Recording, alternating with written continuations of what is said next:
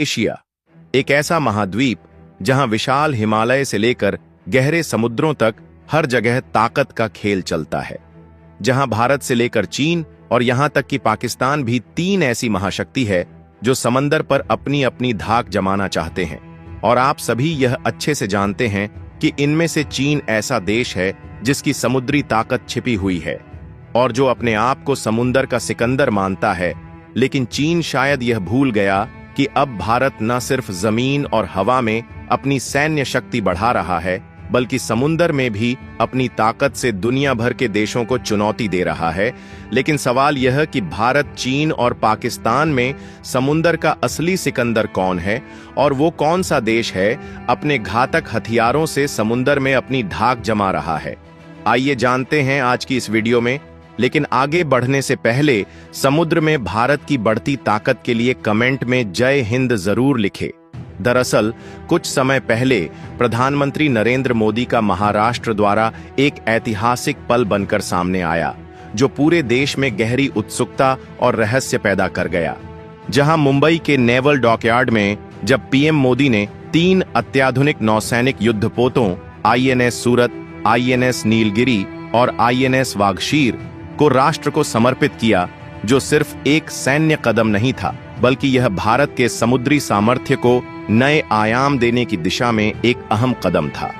क्योंकि यह युद्धपोत अत्याधुनिक तकनीक से लैस बेहद ही खतरनाक है और इन युद्धपोतों की कमीशनिंग ने न सिर्फ भारत के रक्षा निर्माण को एक नई दिशा दी, बल्कि देश को समुद्री सुरक्षा के मामले में वैश्विक स्तर पर एक मजबूती से स्थापित किया। तो सबसे पहले बात करें आईएनएस सूरत की, जो P-15B guided missile destroyer project का चौथा और अंतिम जहाज है।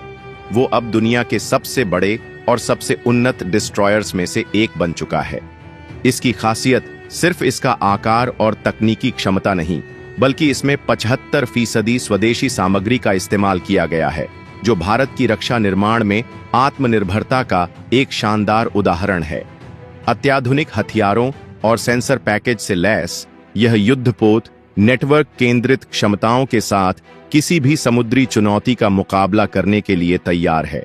वहीं INS Nilgiri P-17A stealth frigate project का पहला जहाज है, जिसे भारतीय नौसेना के वॉरशिप डिजाइन ब्यूरो ने डिजाइन किया, जिसमें छिपी हुई तकनीकी विशेषताएं और खुफिया क्षमता इसे और भी प्रभावशाली बनाती हैं, जो इसकी शक्ति और रक्षा कौशल को अगले स्तर तक ले जाती है। इसके अलावा INS Vagsheer P-75 scorpion project की छठी और अंतिम पनडुब्बी है, जो एक ऐसी उपलब्धि है जो भारत के पनडुब्बी निर्माण में लगातार बढ़ती विशेषज्ञता को दर्शाती है। यह पनडुब्बी सिर्फ एक तकनीकी चमत्कार नहीं है, बल्कि यह भारत और फ्रांस के बीच के गहरे रक्षा सहयोग का प्रतीक भी है। आईएनएस वागशीर, जो अत्याधुनिक हथियार प्रणालियों और स्टील्थ तकनीक से लैस है, भारत को समुद्र के गहरे पानी में एक अद्वितीय सामरिक लाभ प्रदान करता है। इसका निर्माण भारत की पनडुब्बी निर्माण क्षमता को नई ऊंचाइयों तक ले जाता है और यह साबित करता है कि भारत अब समुद्र के अंदर भी अपनी ताकत दिखाने के लिए पूरी तरह तैयार है। लेकिन सवाल यह है कि क्या ये जहाज भारत को समुद्रों के इस विशाल और चुनौतीपूर्ण क्षेत्र में सबसे आगे ले जाएंगे? तो यहां पर चीन, जो प्रशांत और हिंद महासागरों के बीच स्थित है, समंदर की ताकत में एक प्रमुख शक्ति बन चुका है। अपनी बढ़ती नौसैनिक क्षमता के साथ चीन ने समुद्र में अपनी स्थिति को मजबूत किया है। वहीं पाकिस्तान की समुद्री सीमा अरब सागर से जुड़ी हुई है और कराची का बंदरगाह, पाकिस्तान का सबसे व्यस्त समुद्री केंद्र, समुद्र में उसकी रणनीतिक ताकत को दर्शाता है। लेकिन जब बात समुद्री ताकत की होती है, तो सभी जानते हैं कि भारत एशिया की प्रमुख शक्तियों में से एक है, जहां भारत एक विशाल प्रायद्वीप के रूप में 3 ओर से समुद्र से घिरा हुआ है। पूर्व में बंगाल की खाड़ी, पश्चिम में अरब सागर और दक्षिण में हिंद महासागर। भारत की नौसैनिक ताकत अब नई ऊंचाइयों पर पहुंच चुकी है, खासकर आईएनएस सूरत, आईएनएस नीलगिरी और आईएनएस वागशीर के कमीशनिंग से। इन अत्याधुनिक युद्धपोतों की ताकत भारत को समुद्र में एक प्रभावशाली और ताकतवर खिलाड़ी बना रही है।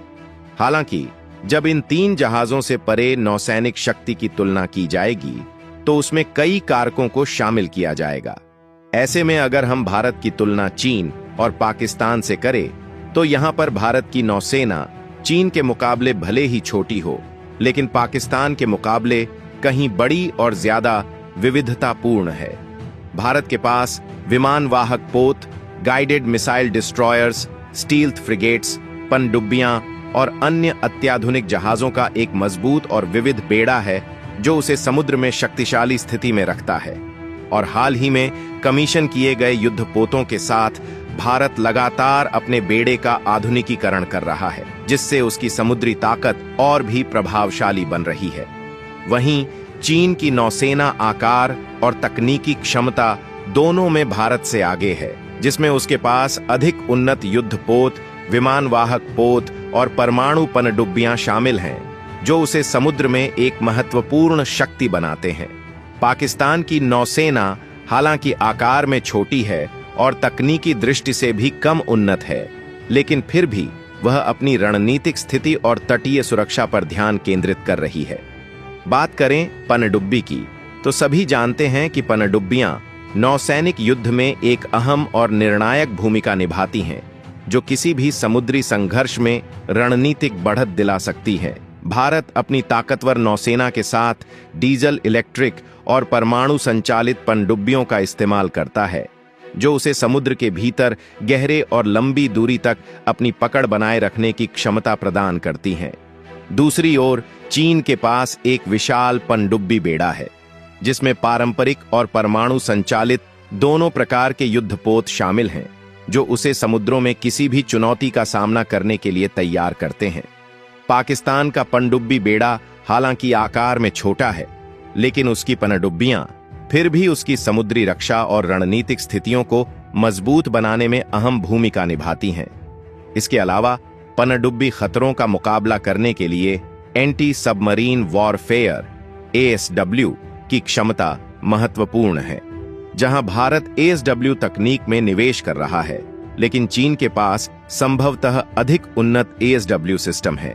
इसके साथ ही भारत विमान वाहक पोतों और नौसैनिक विमानों के बेड़े का संचालन करता है, जबकि चीन के पास विमान वाहक पोत और एक बड़ा नौसैनिक विमानन बल तो है, लेकिन पाकिस्तान की नौसैनिक विमानन क्षमताएं सीमित हैं। और देखा जाए तो भारत अपनी समुद्री सुरक्षा को और मजबूत करने के लिए अपने तट के साथ रणनीतिक रूप से स्थित नौसैनिक अड्डों का एक प्रभावशाली नेटवर्क रखता है, और चीन अपनी नौसैनिक शक्ति को बढ़ाने के लिए कई महत्वपूर्ण नौसैनिक अड्डों का मालिक है, जिनमें से कुछ रणनीतिक रूप से महत्वपूर्ण जलमार्गों के पास स्थित हैं, जिससे उसे वैश्विक समुद्री क्षेत्र में एक मजबूत पकड़ मिलती है। वहीं पाकिस्तान का नौसैनिक बुनियादी ढांचा आकार में छोटा है और उसके पास सीमित नौसैनिक अड्डे हैं, लेकिन सभी जानते हैं कि प्रभावी नौसेना के लिए एक अच्छी तरह से प्रशिक्षित और अनुभवी नौसैनिक कर्मी आवश्यक है।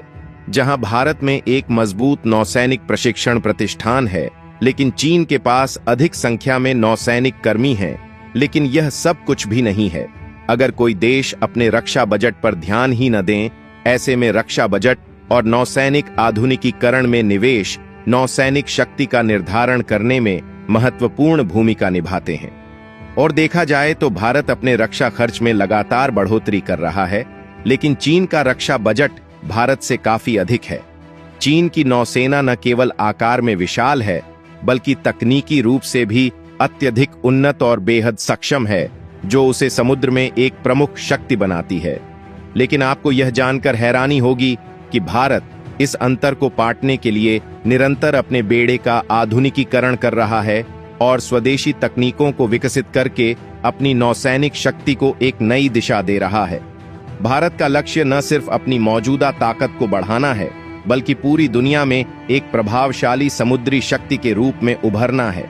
वहीं पाकिस्तान की नौसेना आकार और क्षमता के मामले में भारत से काफी पीछे है, जबकि भारत की नौसैनिक ताकत, आकार, तकनीकी क्षमताओं और रणनीतिक स्थिति के मामले में पाकिस्तान से कहीं आगे है, जो उसे समुद्रों में एक प्रभावी और मजबूत खिलाड़ी बनाता है।